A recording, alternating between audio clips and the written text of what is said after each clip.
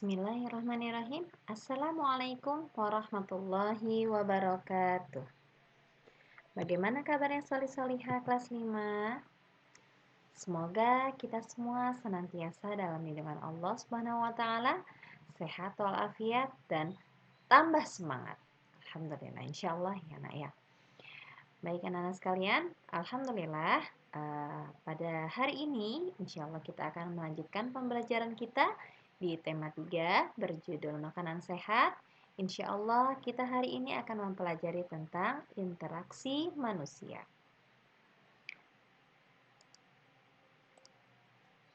Sebelum mengawali pembelajaran hari ini, kita berdoa terlebih dahulu. Wahid, itsnain, tsalatsa. A'udzu billahi minasyaitonir rajim. Bismillahirrahmanirrahim. Rabbi zidni ilma warzuqni fahma. Amin ya rabbal alamin. Anak-anak sekalian, insyaallah tujuan pembelajaran kita hari ini, kita nanti akan membaca teks dan berdiskusi. Kemudian kita akan mengamati lingkungan sekitar. Dan kita juga akan mengamati gambar. Insyaallah diharapkan kalian bisa mengidentifikasi bentuk interaksi manusia, kemudian interaksi dengan lingkungan, dan aktivitas masyarakat dalam upaya pembangunan sosial. Sebelum kita lanjut ke materi hari ini, kita simak terlebih dahulu video berikut ini. Yuk.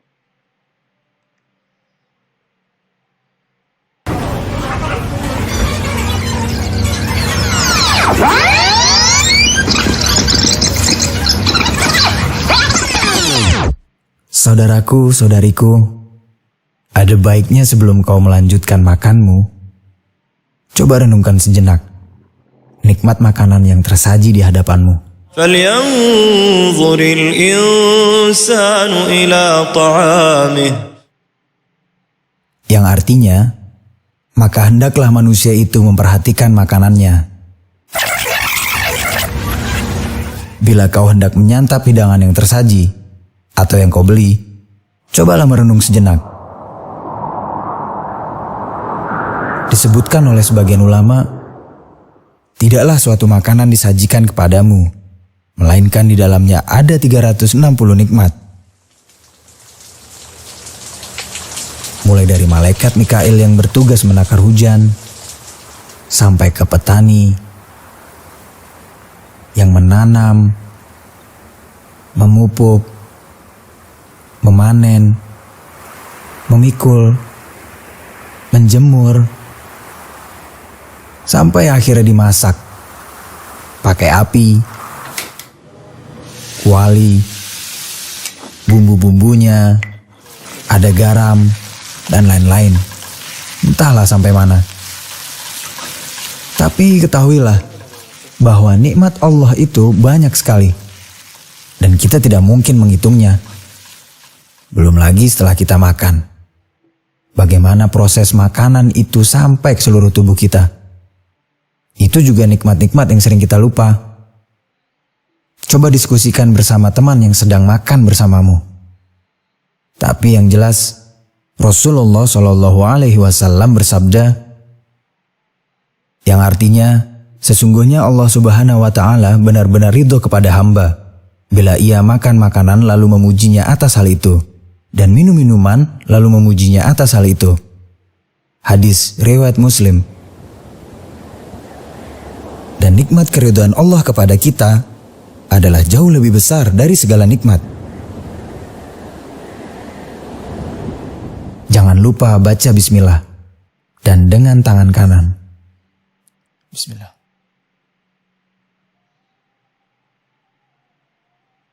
Maka jangan lupa untuk selalu memuji Allah setelah makan dan minum.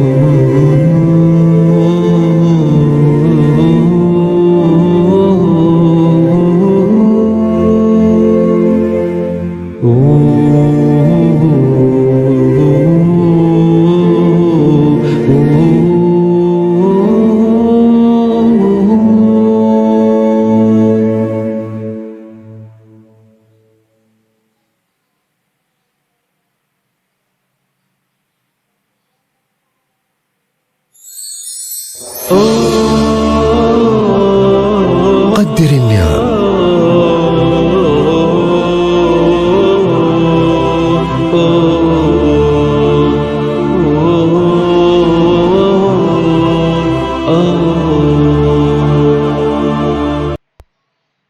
Ya,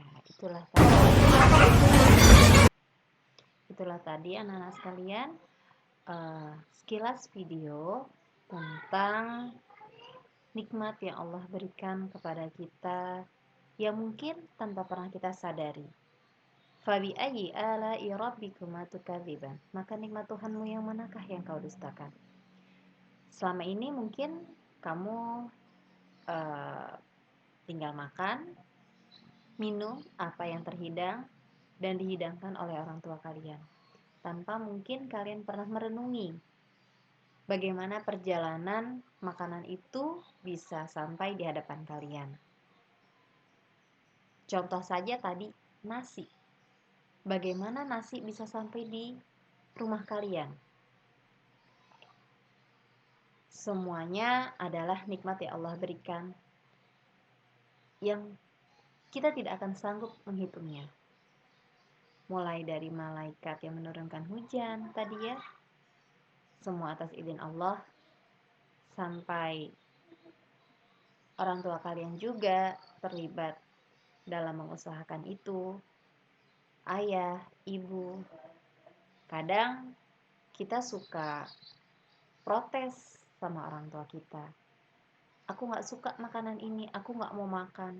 Padahal semuanya berjuang. Oleh karena itu, bersyukurlah. La in syakartum la azidannakum wa la in kafartum inna adzabi lasyadid. Dan semua bentuk yang diusahakan itulah yang dinamakan interaksi, yaitu hubungan timbal balik, ya. Interaksi ada dua. Yang pertama ada interaksi sosial. Apa itu interaksi sosial? Interaksi sosial adalah hubungan-hubungan sosial yang menyangkut hubungan antar individu dengan kelompok dan kelompok dengan kelompok. Interaksi sosial amat dibutuhkan untuk kehidupan bersama, sebab individu tidak dapat hidup tanpa individu lainnya. Jadi karena dalam memenuhi kebutuhan kita sehari-hari, kita tidak akan mungkin bisa memenuhi semua itu dengan sendirinya. Pasti kita membutuhkan orang lain.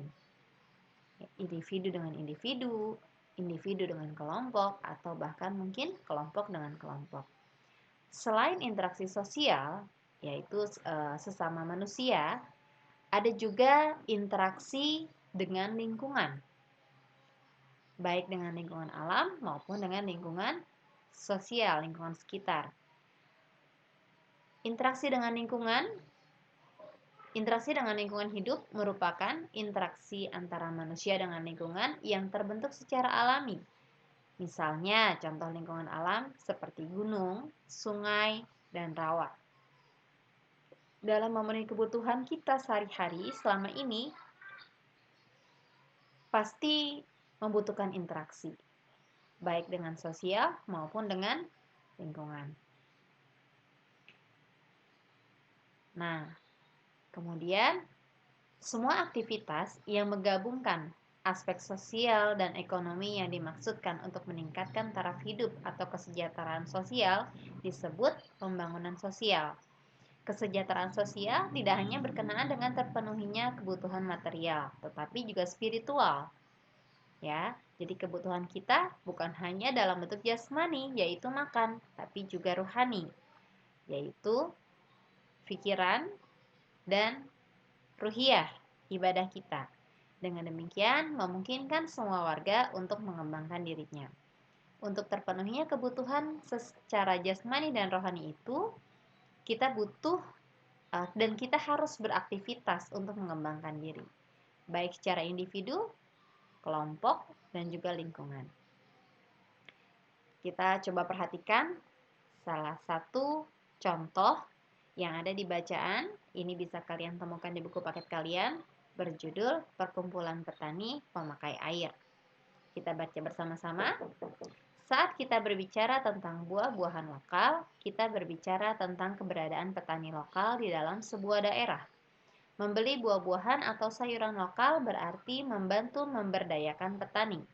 Ternyata saat ini banyak petani yang tergabung dalam sebuah organisasi, Perkumpulan Petani Pemakai Air atau yang dikenal dengan P3A.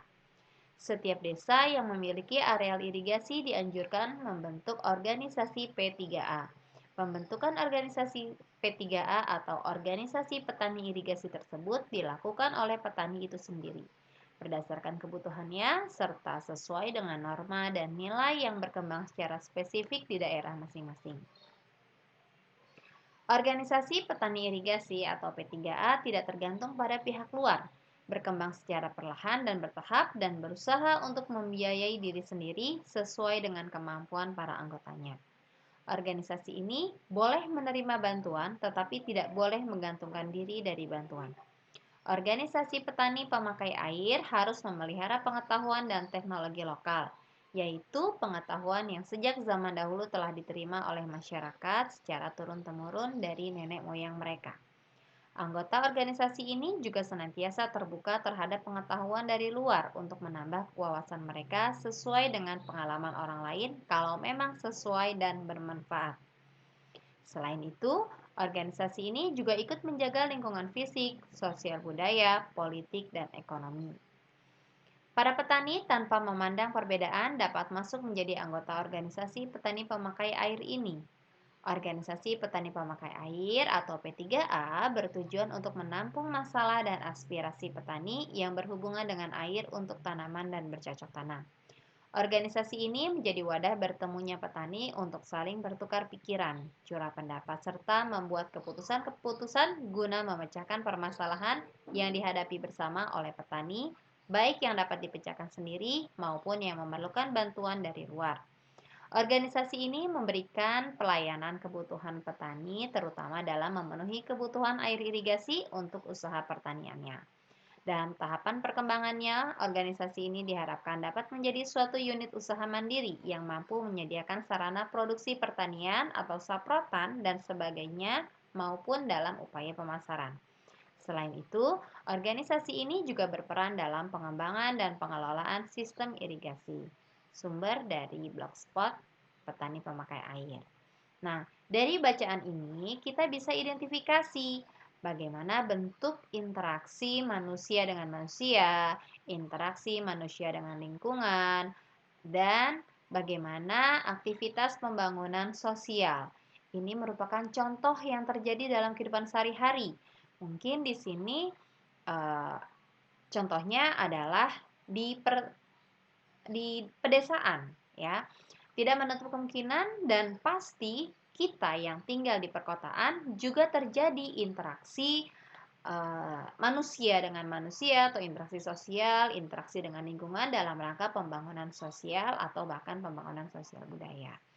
Dari teks tadi kita bisa identifikasi bentuk interaksinya, ya. Yang pertama, petani, bentuk pembangunan sosial budayanya, ya. Petani dapat memiliki kemampuan untuk mengembangkan potensi, motivasi, dan keadaannya sendiri. Dan yang kedua, masyarakat memiliki keterampilan merencanakan dan melaksanakan kegiatan pengelolaan irigasi secara baik, berkelanjutan, dan mandiri. Ketika mereka berorganisasi, itu merupakan contoh interaksi sosial, dan ketika mereka berinteraksi di sawah, karena petani keaktivitasnya di sawah itu merupakan contoh interaksi sosial. Dan pembangunan sosialnya yaitu ketika mereka mampu mengembangkan potensi mereka dalam berorganisasi dan menyelesaikan masalah dalam kehidupan mereka. Contoh pembangunan sosial budaya lainnya kita bisa lihat dari gambar berikut ini. Ini ada gambar seorang siswa yang sedang mempelajari alat musik. Ini juga merupakan contoh dari pembangunan sosial budaya, baik alat musik maupun sedang mempelajari seni tari suatu daerah. Baik anak-anak sekalian, itulah tadi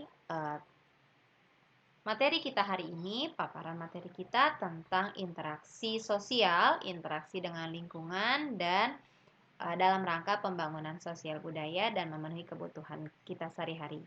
Sekarang, tugas kalian kalian akan berdiskusi dan juga mengamati. Yang pertama, kalian akan membaca teks mengenal wortel halaman 28 dan 29 berdasarkan bacaan dan kemudian identifikasi bersama kelompokmu. Berarti kalian harus diskusi kelompok melalui video call. Yang diidentifikasi yang pertama adalah dalam bacaan tersebut, tuliskan interaksi manusia dengan alam dan bentuk interaksi manusia dengan manusia atau interaksi sosial. Yang pertama. Kemudian, yang kedua, kalian mengamati gambar pasar yang ada di halaman 58 dan 59. Berdasarkan gambar, diskusikan bersama kelompokmu lalu jawablah pertanyaan halaman 58 dan 59. Yang ketiga, kalian mengamati lingkungan tempat tinggal kamu dan tuliskan di buku tulismu bentuk interaksi yang terjadi, baik interaksi sosial maupun interaksi dengan lingkungan dalam memenuhi kebutuhan. Ya, itulah tadi 3 tugas yang harus kalian selesaikan hari ini. Insyaallah, semoga Allah mudahkan dan kita mendapatkan ilmu yang bermanfaat serta dapat diterapkan dalam kehidupan kita sehari-hari. Kita tutup dengan baca hamdalah. Jazakumullah khairan katsiran. Istighfar, astaghfirullahaladzim, astaghfirullahaladzim, astaghfirullahaladzim. Subhanakallahumma wa bihamdika asyhadu an la ilaha illa anta astaghfiruka wa atubu ilaik. Wallahu a'lam bishawab. Mohon maaf lahir dan batin. Wassalamualaikum warahmatullahi wabarakatuh.